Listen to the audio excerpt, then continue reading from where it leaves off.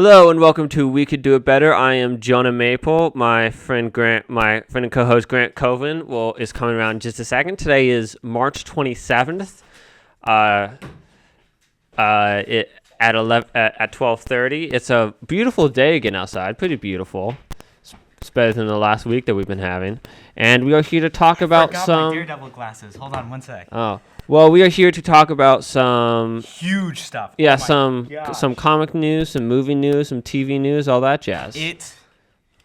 Let's hold on. I feel like we should go back to the beginning of this week because I composed our document where we, discuss, debate everything before we go on air. And the beginning of the document was looking really sad. Like, we had barely anything. We had to come up with main events for what we were going to do because it was looking really dismal. And you said something about how it's a slow week.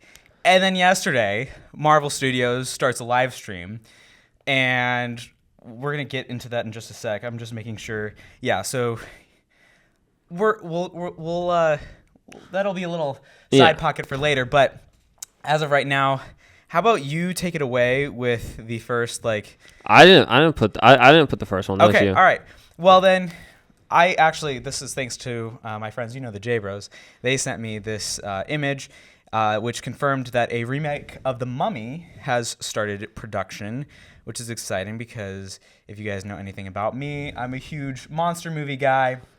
So the fact that we're getting hopefully a better take on The Mummy will be awesome. I have yet to see The Invisible Man yet. I know The Wolfman sucked, and I know we're getting 2 Frankenstein movies this year. Oh. We're getting one where Christian Bale is playing Frankenstein, and one where, should I say Frankenstein's monster, and then Oscar Isaac is playing Dr. Frankenstein in Guillermo del Toro's adaptation of it. Oh, okay. Yeah, I'm excited for that. I like Guillermo del Toro. I like so many of the things he's done. Yeah. Even Pacific Rim. But Christian Bale's kind of looks like Joker's, like Jared Leto's Joker, because it has like a tattoo on his chest. It's kind of weird. Okay. Well, I mean, So when you first said that, I'm sorry. I was like, why is this news? I thought that you meant like the 90s, The Mummy, like. Oh, with Brendan Fraser. Yeah. Well, because they already did a remake of those. I was like, really, a third one? Was like, oh, like a classic The Mummy.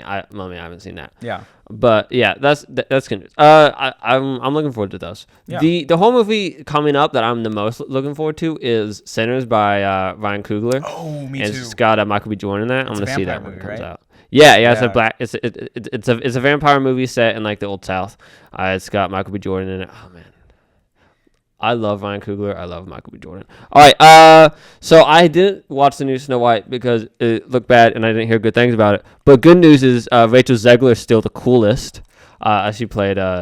She's obviously the titular character, the main character Snow White. But I mean, I know her from a lot of stuff like.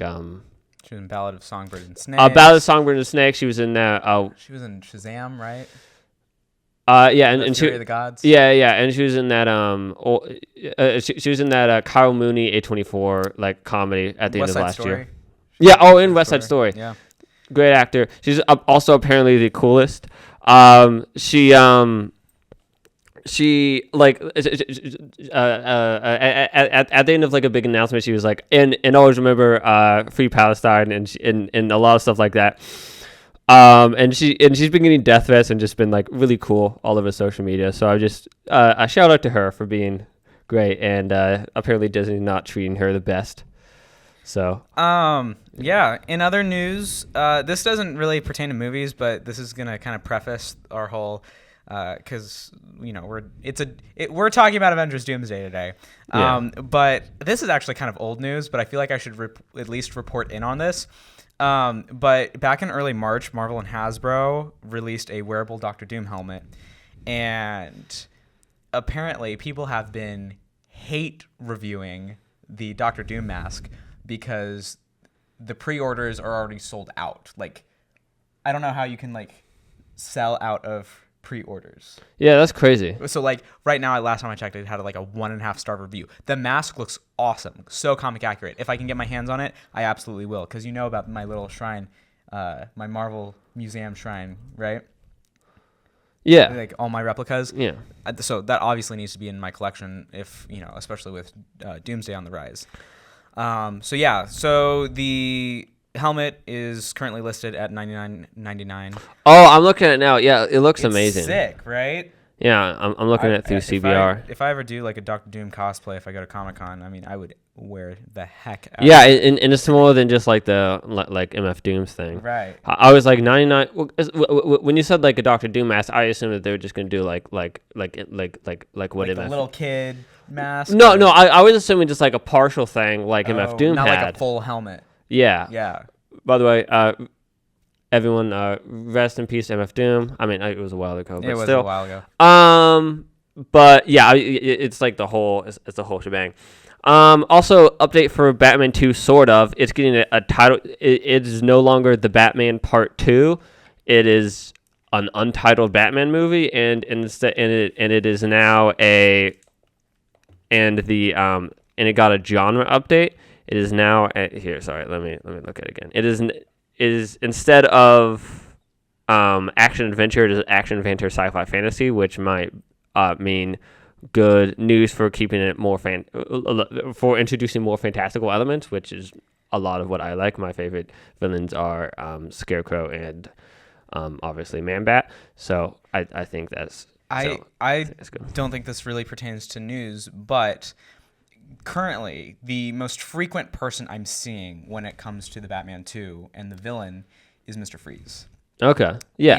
And Giancarlo Esposito was approached yesterday, about potentially playing Mr. Freeze, and I think he would kill it. Yeah, as Mr. Freeze. Well, I mean, I know he said he's wanting to play less villains, but Mr. Freeze, or at least they're a different version of Mr. Freeze, but like the glasses. Yeah, the more sympathetic version is what people have clinged on to. And I think that would be kind of a different thing for him to do, a different type of character, but also be able to use those same skills. So that's great. But yesterday we got and you're gonna take this part away because you're paying more attention to it than me. Well, did you tune in at any point? I didn't tune in, but I mean I was checking Comics Guy throughout the day, like the comic section of Blue Sky, and like people were going crazy about it and like making jokes and complaining. So I was just checking threads, like Instagram threads. I think I was in the middle of class. Sorry, Mom and Dad. And apparently, it said Marvel Studios was going to drop something huge at 11. And like I was looking already at the time, and it was just past 11. I'm like, oh, okay. So I log in as quickly as possible, and all I see is one of those fancy acting chairs. Like where the director, actors sit in, and all it said was Chris Hemsworth on the back. I'm like, okay, cool. Thor 5, I guess. I mean, Hercules was teased at the end of Thor: Love and Thunder, so like, I guess this is Thor 5. And it was like the camera was just set on it. I'm like, okay, what's gonna happen? Because this is a live stream. Like I was like, surely they're gonna do something else, right? Like, they have to. And then suddenly you hear footsteps walking, and you hear like some clattering going around, and then the camera moves to Vanessa Kirby in her chair. I'm like, oh my gosh, this is the Avengers Doomsday cast. And sure enough, I kind of calculated it out. Approximately every 12 to 15 minutes, they would move out a new chair and set it down. Did you? I stayed for the entire. You like had it pulled up? I had it. I was watching it for 5.5 hours. Now, like I had it just in a small little window on my MacBook, so I could like still do work and other stuff. But it was excruciating, and at least it's nice because, I would get so preoccupied with what I was working on. But they at least would give like this audio cue. Like they would make the music grow stronger, and then you'd hear footsteps, you'd hear someone getting out the chair, and the camera would move. So it's just a fun little thing to kind of keep me preoccupied throughout the day. So without further ado, in case you've been living under a rock. Okay, so What do you think? We'll say who all of the actors are, the characters, but we're not gonna say which of the Thunderbolts are there because that might be spoilers for the Thunderbolts movie. Well, at this point, I feel like we should mention it because otherwise, other people are gonna beat us to it. Like, Okay, so but if you want to tune out for the next minute, or 2 minutes as I'm listing out all these people, you can. Yes, because there were some there were some Thunderbolts who were announced that, and it kind of sucks because, I was hoping that we would get this announcement after the Thunderbolts because then it would leave the mystery of who might not make it out alive. But Marvel kind of already spoiled that. So not a huge fan of that, but whatever. So without further ado, we have, and if you want to tune out, you can, but we're just going to ring these off. We've got Chris Hemsworth coming back as Thor. We've got Vanessa Kirby as Invisible Woman. We have Anthony Mackie as Captain America. Sebastian Stan as Bucky Barnes. Wyatt Russell as U.S. Agent. Letitia Wright as Shuri. And then they brought out a very comically small chair that said Paul Rudd's name on it, who's playing Ant-Man. You have Tenoch Huerta Mieja. That's probably... I'm not sure. It's probably Mejia. Who's playing Namor, the Submariner. You've got Eben Moss-Backrack as the Thing. You've got Simu Liu, who is coming back as Shang-Chi, which we haven't seen him since 2020. Yeah. One or two. 2021. Yeah, 2021. Florence Pugh as White Widow. She's Yelena, really. Yeah. You've got Kelsey Grammer as Beast. We saw him at the end credits of the Marvels. We have Louis Pullman, who's playing Sentry in the Thunderbolts. We've got Danny Ramirez, who played Falcon underneath Anthony Mackie's Captain America. We've got Joseph Quinn as the Human Torch. We've got David Harbour coming back as Red Guardian. Winston Duke as M'Baku. Hannah John Kamen as Ghost. Tom Hiddleston as Loki. And then this is where I started losing my mind in the middle of media law. Patrick Stewart as Professor Xavier. Ian McKellen as Magneto. Ellen Cumming as Nightcrawler. Rebecca Roman as Mystique. James Marsden as Cyclops. Channing Tatum as Gambit. Pedro Pascal as Reed Richards. And at the very end, we saw Robert Downey Jr. walk and sit down in his chair with a title that said Avengers Doomsday is now in production. It looks like we kind of also got a new spin of an Avengers theme, which, I always love, hearing different iterations. Like the Endgame theme, sent shivers down my spine, and I'm pretty sure I was crying in the theater when it was playing because it was so freaking beautiful. But Avengers Doomsday did get a slight logo change. It kind of looks more, I guess, techie, because I know, Doctor Doom is a master of technology and the arcane use of magic. But yeah, quite the lineup.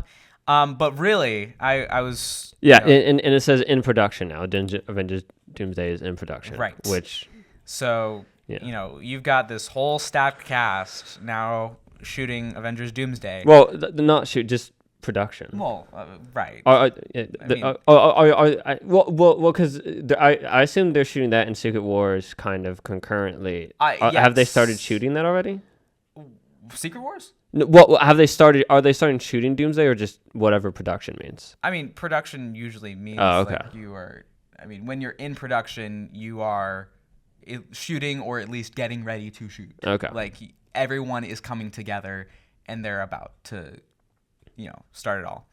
But the very first thing I want to talk about is, yes, so there are an alarmingly amount of Thunderbolts that are walking out of here alive. Yeah.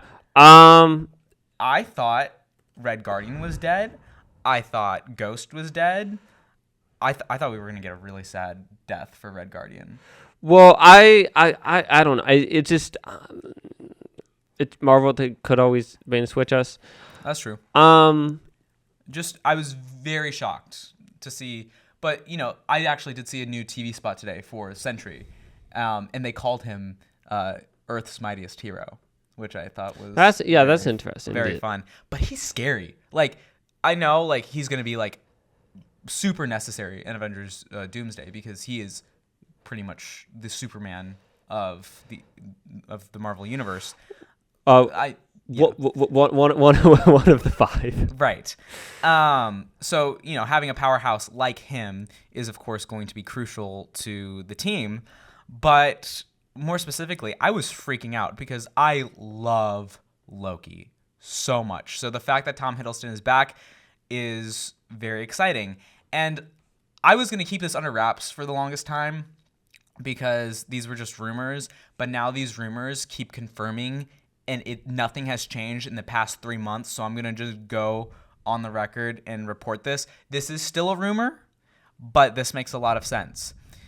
Loki will apparently be the MacGuffin of Avengers Doomsday. Because if you've seen the end of Loki Season 2, he becomes the god of stories, right? He's sitting at the end of time, controlling essentially the entire multiverse. Holding it together. Exactly. With his bare hands. So, clearly, Doctor Doom and the Avengers are going to be in a race to Loki. I don't have the biggest of hopes for this movie. I can imagine it being good. The Russo brothers have been good, but I think, in my opinion, they since their first Captain America movie, there's been like a noticeable decrease in quality.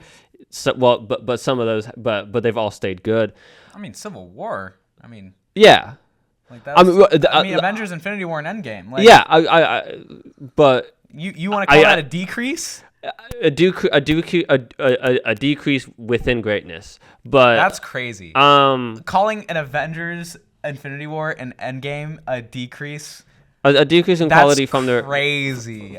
I will strongly disagree. A decrease in quality from specifically their Captain America movies, and obviously their career since Marvel has not been that fruitful.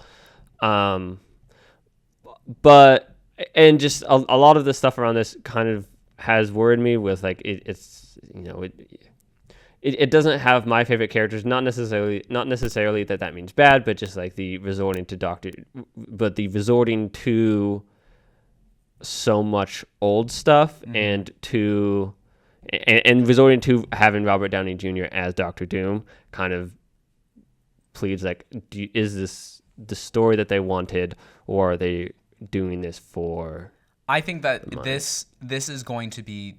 Everyone thought after Avengers and Endgame, oh yeah, the MCU is going to go on. Maybe we'll see some old familiar faces back from time to time. I think Secret Wars and Doomsday are going to be the definitive end. I think everyone who shows up in this movie, aside from maybe the Fantastic Four, are probably not going to end up here again. And this is. Let's talk about if Loki is the MacGuffin and these people are trying to get to Loki, how they would do it. So we would very clearly need TVA interference, because the only way to get to Loki is at the end of time, and the only way you can get to the end of time is going to the void and then getting eaten or manipulate Alioth. That's how you get to the other side.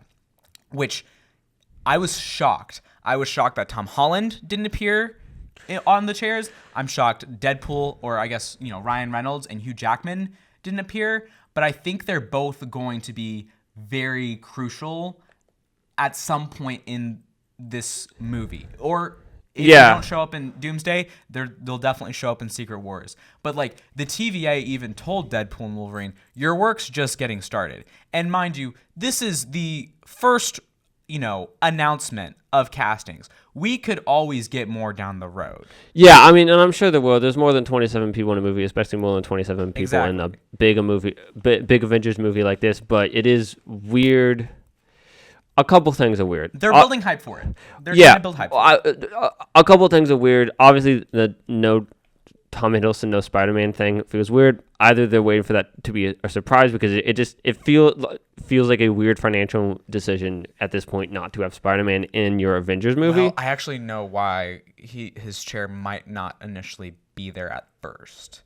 It's because he's currently shooting Christopher Nolan's Odyssey movie right now. Oh, okay. So I actually heard through the grapevine that he'll provide the voice work for Spider-Man, but most of it will be done by a stunt double. Okay. For the entire That's movie. interesting. I am looking forward to that Odyssey movie. I obviously love most of Christopher Nolan stuff, and I mean I've read it. I think that he is an interesting director, and seeing where that goes. That's not the. It is also weird. I think one of the elephant in the room. Only 6 of the 27 names are women. Feels kind of weird. Not it very very early. Well, It's but very early. it feels reminiscent of early Marvel. But like that is a very low percentage. And Iman Vellani, Tiana Paris, Evangeline Lilly, Catherine Newton, and Haley Steinfeld are not there, which those names in specific feel weird, especially the Iman Vellani and Brie Larson, because like why would you not have Captain Marvel? Brie Larson did surprise me. I thought for sure that she would appear in there. It is possible to read into this saying the only reason you wouldn't want to have Captain Marvel on your team is because you don't want to upset fanboys. I don't know if that's the reality. I would not be surprised. But yeah. So I guess. Yeah, and but the X-Men. Sorry. No. Go ahead. The X-Men is interesting. I think that they're choosing the older crop of X-Men from the 2000s Fox movies. I in general. I guess that's another. I have a kind of question for you once you're done with. Yeah, I mean, I in general preferred those more than the 2000s. More than the 2010s ones. Yeah. I do think that is an interesting choice. A lot of those actors are older now. Mm-hmm. But it seems I saw the age range for the cast, and it goes from 50 to 85. Wait, there's no one under the. There's no one under the age of. Well, actually, no. I think No. It was 30. It was 30 to. Okay. 85. Well, yeah, because like I was like Simu Liu and Florence Pugh are not. Yeah. Sorry. 50. 30. Joseph Quinn is 30. Yeah, I'm pretty. That's sure. crazy. Anyway, I do think that is interesting to see that. Yeah, 31. Reality. I still have, despite my earlier comments, I still have a fair amount of trust with the Russo brothers, more so than Marvel Studios in general or other directors. I hope this movie is more than like just an like popcorn movie nostalgia bait that a lot of Deadpool and Wolverine was. I know you love Deadpool and Wolverine. I understand why. I do. I was like, that's just not my kind of movie, and I know that the Russo brothers are capable of brilliance. Right. Like the Void TVA, that's already been established by at least Loki season 1, Loki season 2, and Deadpool and Wolverine. So clearly they have to play by those rules. Yeah, and I do think that to me the Russo brothers are so far have been the platonic ideal of the superhero movie director, where they kind of like they're like the Kelly Thompson, or the Joshua Williamson of that, where they just like no matter what you can expect something good from them. Yeah, they can just do anything. They can make it standard. They can make it interesting and new in some way, even but in you kind of. They're going to bring something new. You know what to expect, but also it's giving you something new that you didn't expect. But you can expect that it's going to be good. That's what we've gotten so far. Obviously, their stuff since Avengers and Endgame has had mixed reviews. I've really only seen one of the. Well, the movies last since week then. we covered that their Electric State was like at 15% on Rotten Tomatoes. Yeah, I was just. I mean, I heard they did like a lot of AI stuff in the movie, so I'm just not going to watch it. That's fair. Out of principle. But yeah, and there is. I don't know. I'm interested to see what to do.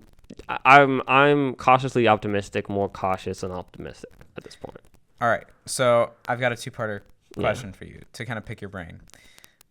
The 20th Century Fox X-Men that were announced. Do you think that these are the same X-Men from, X-Men, X2, X-Men Last Stand? Or do we think that these are from a different universe? That is an interesting question. I will say, if you want because the X-Men movie timelines are very complicated and very dumb. Yes. I will say, if you want like a good breakdown of those, Lindsay Ellis on YouTube and Nebula has a great breakdown of those timelines.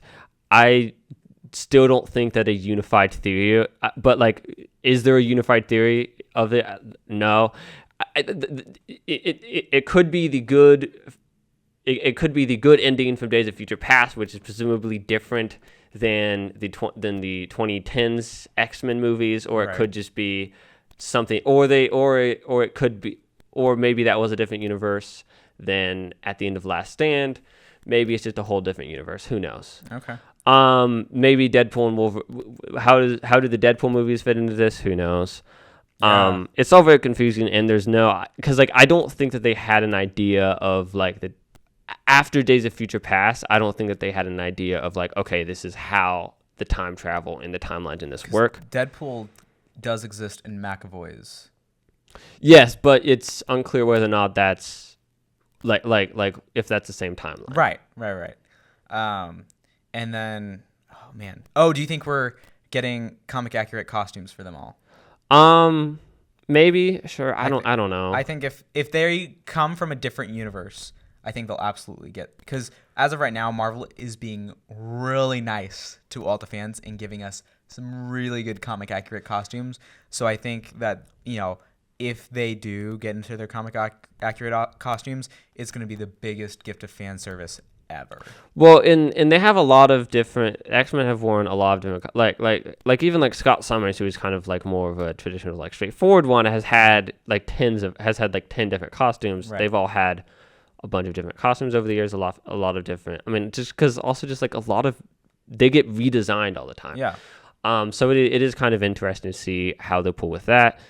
I do kind of wish that we got more new X-Men stuff. Just, I don't know. There's a lot of old baggage from the old X-Men that I'm not the biggest, the biggest fan of. That being said, Fox has made at least 2 or 3 of my favorite movies of all time with those X-Men series. Whew. All right. Well, we spent nearly 30 minutes covering that. So we're going to blow through these other points.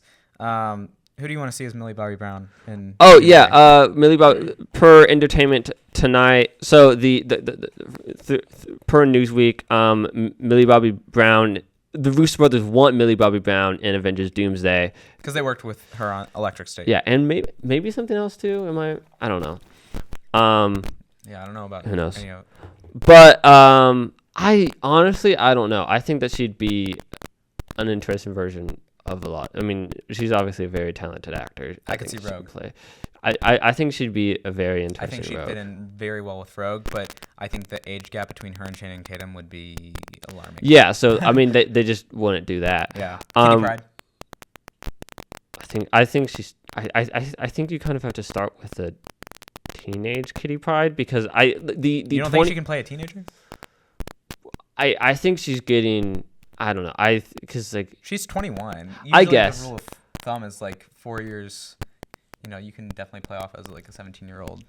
I guess, but like Kitty Pryde works. The whole arc of that character as kind of if they were to introduce her, I would imagine that they do it as the focal point of This is what the X-Men look like in this new thing, and like have her grow from a teenager to an adult, because the adult Kitty Pryde stuff is about like her reconciling with her years as a teenager and what it now means. Yeah.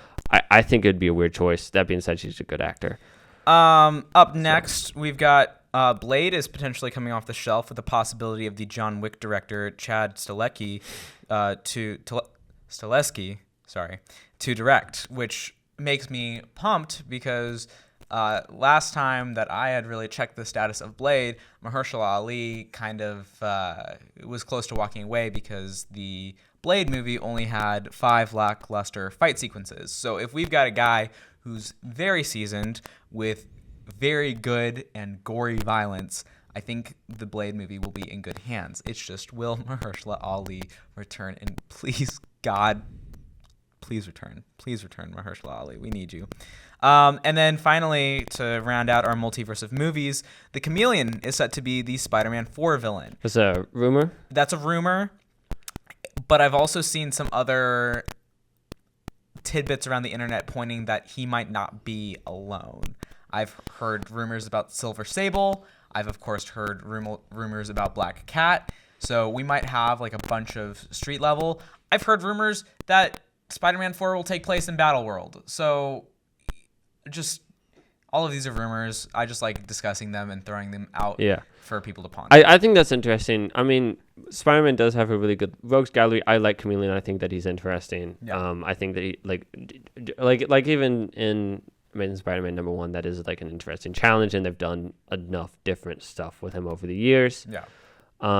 Do you think that they're going to use the same guy who played Chameleon in Kraven? Actually, fascinating enough, I think the reason why they're using Chameleon is because he appeared in Kraven.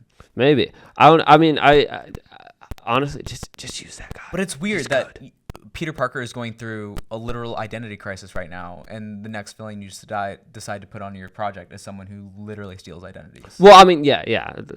Obviously, that's some of the point. All right, so we're gonna move on to Don't Change the Channel. We're gonna talk about Daredevil: Born Again episode 4, 5, and 6 for maybe the next 10 minutes. And we are doing a full spoiler breakdown because a lot happened in these episodes, and we're very impatient, and we really want to talk about it right now. So yeah, and I honestly I don't know how to talk about these with 5 and 6 without giving spoilers. Right. We need to. Yeah. So come back at 10 at 110 at 110 if you want to avoid spoilers for that for whatever reason. Since they only came out Tuesday. Right. So let's take it all the way back to 4, which we discussed some last time. Right. Oh man, 4 was a while ago. 4 Dude. was a hot minute ago. Let's just, as of right now, it took Matt Murdock forever to put the costume back on, right? Yeah. I really just want to focus more on 5 and 6. Yeah. Just because they're more recent, Yeah, they're but more fresh. It was at the end of 4 where he goes back up to his rooftop and like sees his stuff again. He goes to see Punisher. Yeah. He's currently pretty much living in the sewers. Yeah, he has some sort of like underground hideout. Right. And the conversation between Matt Murdock and Frank Castle is always super philosophical and very deep and very personal too. They know how to push each other's buttons, and I love the chemistry that they have. But yes, at the end of episode 4, you finally got to see Matt Murdock open up his little room of masks and suits, and in episode 5, he goes to the bank. Yeah. Because Murdock and what's the other person's name? We're blanking. We're sorry. But yeah, Jonah, get on that. So Matt Murdock's going to a bank because they want to expand their law firm, and who other than Yusuf Khan? He is the assistant bank manager, and he's helping, or I guess rejecting, Matt Murdock from receiving this loan just because what they do is so small, and they don't meet the right criteria to get approved for the loan. And everything's going. Matt Murdock is like, all right, fine, whatever. He leaves, and then thanks to his enhanced hearing abilities, he is alerted that that same bank that he just walked out of is getting robbed. And this makes for a quite interesting team up between Yusuf and Matt Murdock, because he comes back into the bank and all the robbers are like, the heck, there's a blind man who just stumbled into our bank. We're going to take you hostage now. And then, Matt Murdock then very coolly takes down not all members of this little gang that robbed the bank. There were some people that slipped through the cracks, but it was interesting to kind of have them all together. But Yusuf was talking about his daughter, and Kamala Khan, Miss Marvel. Yes, in case you live under a rock, his daughter is the Jersey City superhero, Ms. Marvel. And I was excited because they dropped a tidbit of Young Avengers Easter eggs, because it says that she said, or Yusuf said that Kamala is currently in California, seeing some friends, which I can only assume. Presumably to, I mean, like my automatic guess was to was to recruit Cassie Lang. Right, because Cassie is currently located in San Francisco. Yes. So they're teaming up at the end of the Marvels. Kamala was talking to Kate Bishop. Yes. Yes. See, I can remember some of the stuff. So it's very clear that Kamala is trying to form up a Young Avengers. I think we've reported in on this before that there's a chance that Disney might make a series called Champions, which will be kind of focused around a new Avengers type team with focus on Cassie Lang, Kate Bishop, Kamala Khan, Billy Maximoff, and Hulkling. And who knows? And others, who knows? Yeah. Maybe Ironheart. Who knows? But I don't know. That episode was very good. All of these episodes in this series has kind of been playing with people accidentally convincing Matt that he needs to be Daredevil again. Like, right. Oh, I forgot to mention just like the whole Angela Ayala thing too. Yeah. Daredevil is perfectly setting up White Tiger for Angela Ayala. Yeah, to take up. In episode 5, he kind of has to do like some martial arts stuff and trickery, like without putting on a costume to kind of like de-escalate or like solve the bank situation. Yeah. He has to beat someone up. Which was so a couple stressful. people up. I was watching it with my roommate on the couch, and he's not someone who really gets into the Marvel stuff, but even he was like, wow, this is like intense. The entire point was to stay quiet. Yes, the fight scene in the stairwell with like him trying to make sure that the shotgun didn't go off was very good, very well executed. And then also and then in episode 6, and like Angela Ayala telling him like, do something. What are you going to do? Like, you're the adult here. You're the lawyer. And he's like, I'm just a lawyer. And then she pretty much was convinced that she has to go do it herself. Yeah, and she goes out in the sewers looking for Muse to do it himself. To do it herself. And then he finally, at the end of episode 6, goes down there and fights Muse. Right. Well, he like kidnaps Angela and like starts to drain her blood. And like this is the part, and even my roommate was flinching while we were watching this because it just goes to show. Like I was reminding him, I'm like, this is on Disney Plus, by the way. He's like, what? I'm like, yeah. And it's just I feel like when I always talk about gore, I always sound super psychotic when I talk about it. But I really do respect Disney for taking these steps to hit their mature audience. I was not entirely convinced that they were going to be able to do it in this sense. Yeah. But there has been, especially in the fight between Daredevil and Muse in the subway, underneath the subway. Like even then, like there were some punches, and Matt was getting punched, and he had like blood just splatter out of his mouth, and I was like, wow, they're really doing this. Like they are really hitting it with the TVMA rating. And like, I don't think I can talk about on air what Muse does to his victims, but it is gruesome. And even I was taken aback. Like I put my, sorry guys. I put my hands up to my mouth when I was watching it because I'm like, there's no way. Muse has a calling card. It is disgusting. If you want to look it up, you can. But we are a college radio, and I should not be talking about this. Yeah, just on air. I don't. I usually have a pretty good meter in terms of this stuff, and I'm not detecting like the mouse like telling the Daredevil creators, you can't have this type of messaging, right. You can't have this type of content. Because like that's what they need for their story, and they so far seem to be allowing it. Obviously there were reshoots, but it seemed to be, from what I can guess, has been reshot, which seems like a lot of episode number 1 did service the story. And then, do you have anything else?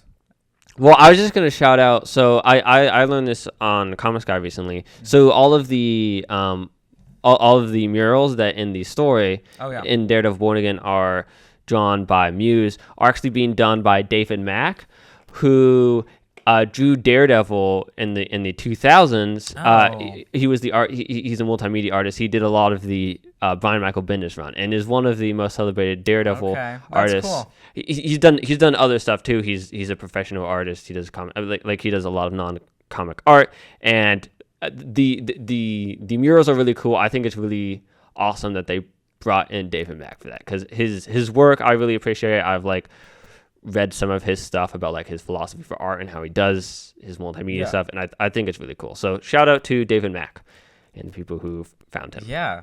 A couple of other things before we move on to some other Daredevil and other TV news. With Daredevil being gone for most of the season, there has been a rise in vigilantes, and we finally got to see Wilson Fisk meet swordsman at a gala. Yeah. And there was a brief video of swordsman doing vigilante type stuff, and I don't think Wilson Fisk knows that he was talking to the swordsman at this gala, but Wilson Fisk has now assembled the anti-vigilante task force, which I've seen from the leaks for season 2 are going to be a huge part of Daredevil season 2. And this is where my leak comes in. And I hate... Don't say anything that I don't already know, or like big spoilers. That's the thing, is like it's nothing like shocking about a character or whatever, but it's floating around on the internet, and again, if you're gonna hear it, you should hear it from us before you hear it from anywhere else. But we got Daredevil's suit for season 2 got leaked. Oh, okay. And it is the Shadowland suit, with the all black, but he does have the double Ds. Oh, that's cool. Oh, okay. It's not like a plot thing. Okay. It's not a plot thing. It's just a costume thing.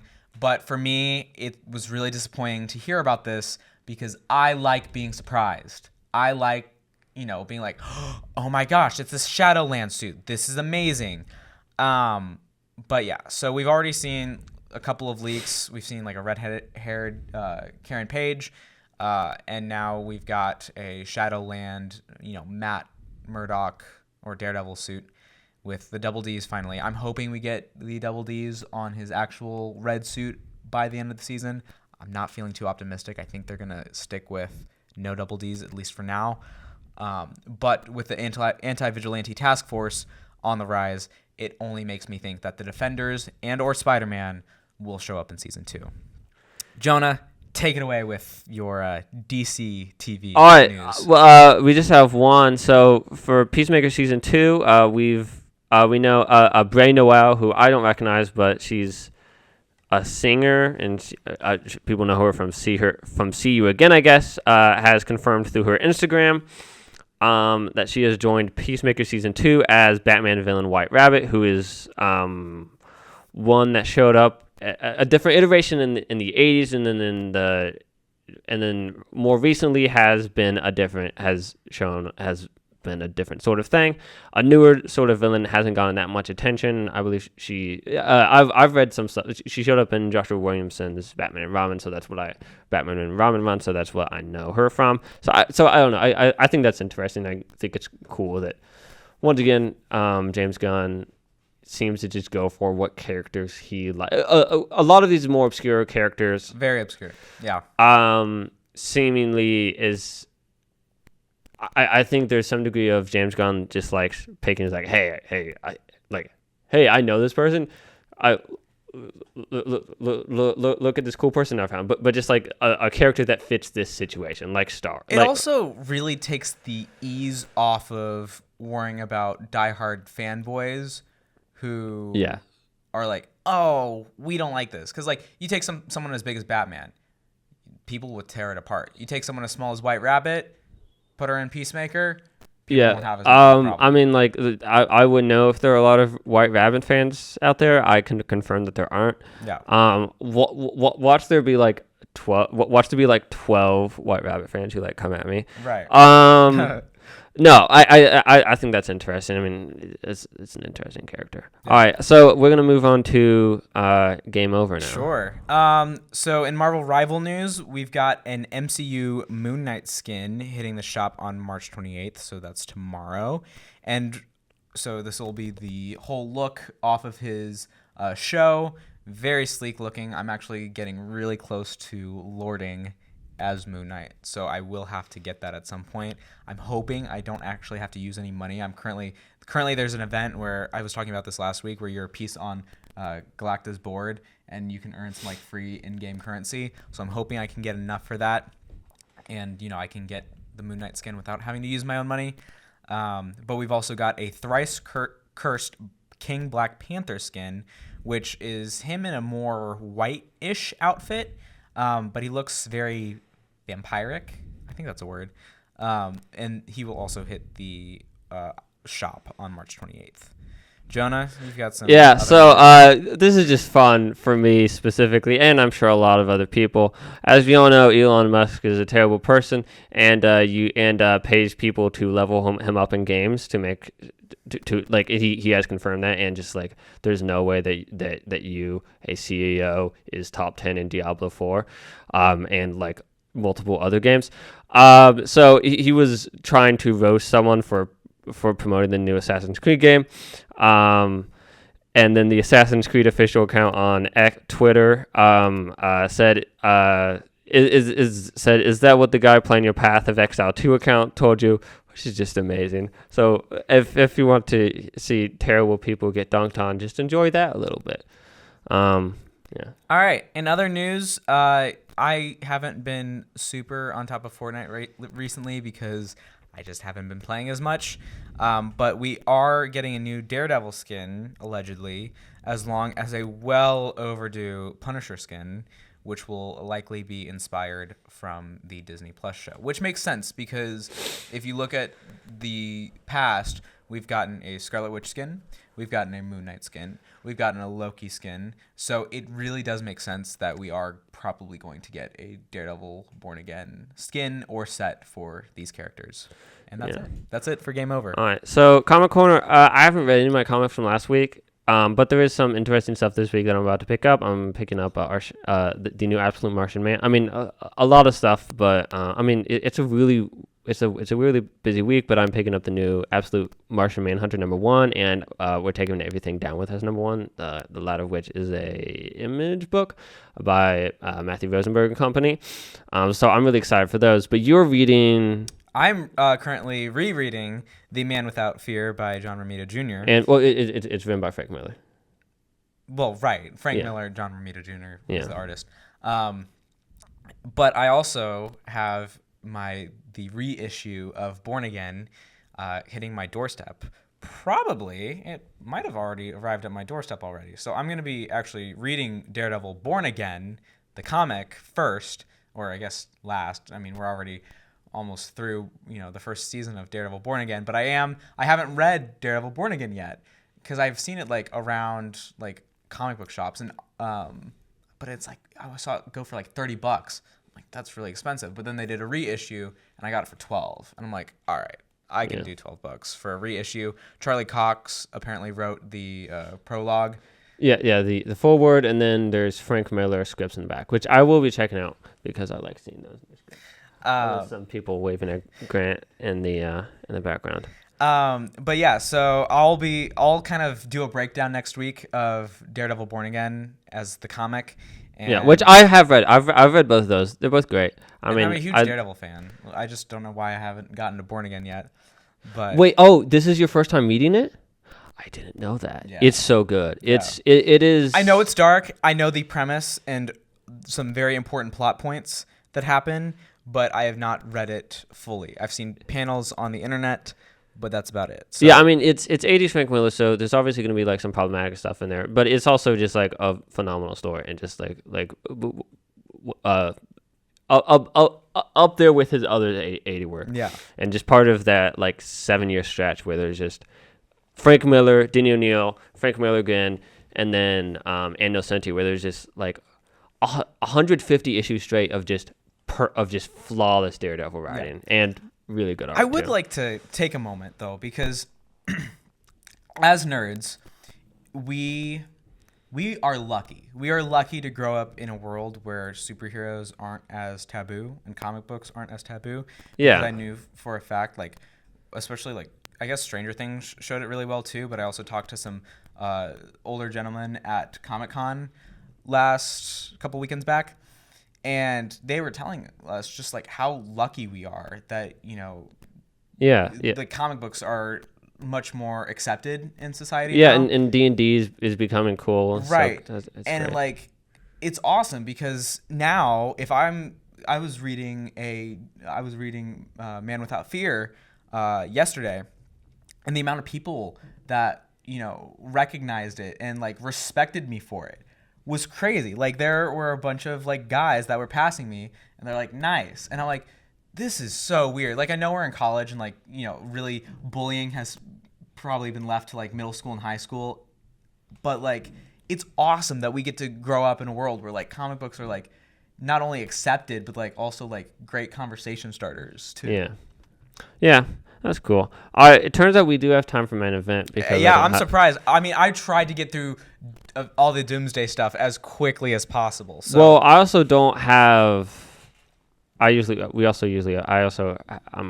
behind on comic books because I've been swamped with. I'm kind of taking like 21 credit hours right now because I'm taking 18, but 3 of the credit hours is a class that's only in the second half of the semester, so it's really like 21 right now. Okay. So I've been really behind. I haven't been able to read a lot of comic books, but so yeah, I have 2 things.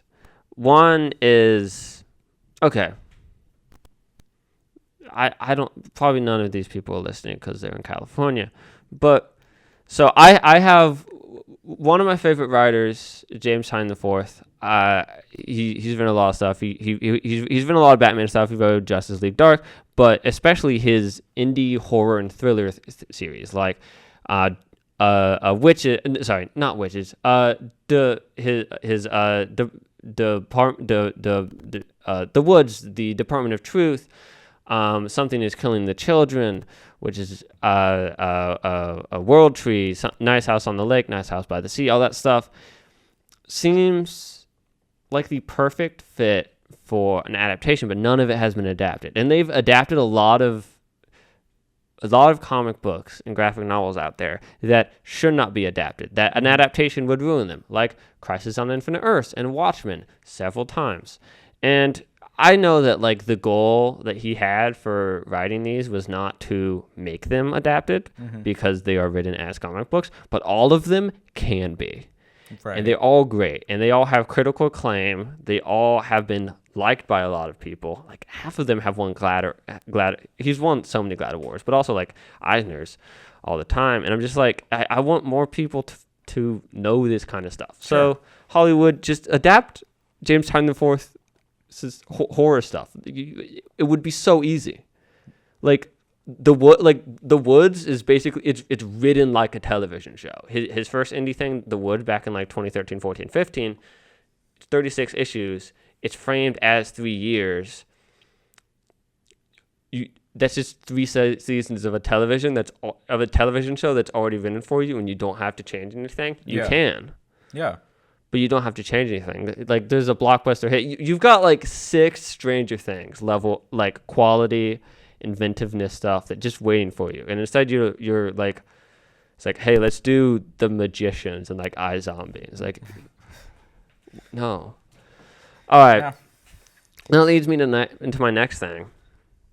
So the people crave a DC's version of Spider-Man. They've been after this for like forever. Yeah. Like that's why they started giving Nightwing his own series. Sure. That's what they tried to do with Tim Drake. That's obviously like a couple other people that's what they tried to do. Like that's why Jaime Reyes existed. They're like, okay, this is going to be DC Spider-Man. Because they always wanted DC Spider-Man. I'm interested to see how this connects with your next point. They have one. They should have one, and her name is Zatanna Zatara. How now? People love a comparison between Zatanna Zatara and Spider-Man. I think that she is the people Spider-Man that we deserve for DC. Is it because she's quippy? Well, she's young, she's quippy, she's fun. She has like weird family and trauma we were stuff. trying to look for like 1-to-1 power scale. No, I'm not. No, it doesn't need to be one. Well, because that's what. Well, because they've tried that. That doesn't work. And how do you do this? How do you make the people love Zatanna? How do you make like a $1 billion entity out of Zatanna Zatara? You do that with the Justice League Dark movie. Okay. Instead, they're gonna do Swamp Thing movie, which has been scrapped. Oh, I didn't know week. that. Oh, I thought so, or it's just been like put like off. I mean, I know that it's really far in the future. I never knew that it got scrapped. Oh, maybe I was conflating things. But instead of Justice League Dark, instead of Swamp Thing, make a Justice League Dark movie. You can still get Swamp Thing. Well, you put or both, but you put Swamp Thing in your Justice League Dark. That's also how you bring Wonder Woman back into it, because I want to see Dead Man. Because Wonder Woman used to be on Justice League Dark. There are a lot of characters. You can have Wonder Woman, you can have John Constantine, you can have Zatanna Zatara, you can have Detective Chimp, you can like all of these things, all of DC's best characters that we don't get a lot of because they don't fit into whatever they're working with right now. Yeah. That we should get. So make a Justice League Dark movie, make it like the James Tynion the fourth version that he wrote, and just make that thing. That's a bit. I'm sorry, I leaned away from the mic. I'm still really interested in Swamp Thing though, because like I've actually read a couple of Swamp Thing books before, like his origin and whatnot, and I find it fascinating. Like I do think that if they choose to do a Swamp Thing movie, like that would be really cool.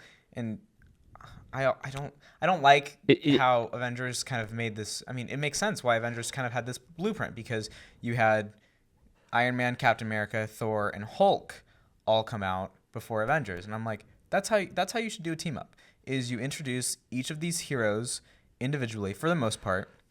You can of course have like a bigger team and have some characters who weren't introduced in these movies appear down the road. But like that'd be a really cool way. You get their origin story and then you put them in a team setting, so that way you've already got some character development already going on. I don't know. Well, I say you make a Justice League Dark movie, and then people are like, I want to know more about this Zatanna person, and then you make like a Zatanna show and like a Swamp Thing movie, and like and you get people excited about Wonder Woman again because we need more of that. And right. Maybe John Constantine show. Oh, I thought John Wick is already going to come back for Constantine 2. Right? Huh?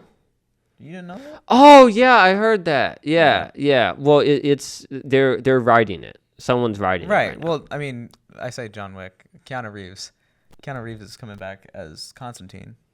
Yeah. Yeah. It's being written right now. This is Hollywood. That does not mean that a movie will be made. Yeah, but I'm pretty sure it's gonna get made. I think that would be cool if I think Keanu Reeves got into the DCU though. I don't know how that would overlap, but I'd love to see. I mean, I haven't even seen the first Constantine movie. I mean, I just know of Constantine. I'm the Marvel guy more than anything else. I don't know much about DC. I've read enough DC to get by, but Jonah's the DC encyclopedia. So, I don't want that title because there are like people that know a lot more. Well, sure, but at least in this very room, I still don't know too much. Yeah. So. Yeah, just make a Justice League Dark movie. Just do it. Give us Zatanna, give us John Constantine, give us Swamp Thing, give us Wonder Woman, and Dead Man. That's what, I want Dead Man. I want Dead Man so badly. Dead Man, Detective Chimp. You can put Dead Man is so freaking cool. Man Bat in there. Just do it. Oh, Man Bat. So you need it. You have the perfect villain. You have Grant's favorite character of all time, the Upside Down Man. Shut up. I do not want to see. Well, I do kind of. I do and I don't want to see that at the same time. Yeah. You scared the bejesus out of me when you first showed me who that was. I'm like, that is horrifying. But I would love to see if they decide to do a Justice League Dark movie. I feel like that would make a lot of sense, and especially with James Gunn obscure taste in characters, I feel like he would fit in very well. All right. Thank you everyone for listening. That's the end of our show. Next week we'll have the next couple episodes. Yeah, I think from here on out we're going to do spoiler breakdowns of Daredevil. If you want to tune out, you can. We'll give you a little heads up just before we go into our segment. But at this point, the episode's been out for 2 days, and if you're listening, you're you're probably a diehard nerd like all of us, or if you're just passing by, you might be like, wow, those guys suck. I can't believe they spoiled Daredevil. But like, yeah. Sorry if that's the case. But yeah, and then I'll have a recap for X Manhunt. That's the X-Men event that's finishing up this. That's finishing up this week. But everyone, thank you for listening. Have a great week. Stay safe out there, and good luck. I know that I know we're getting down to it on school, so good luck with that. All right, bye guys.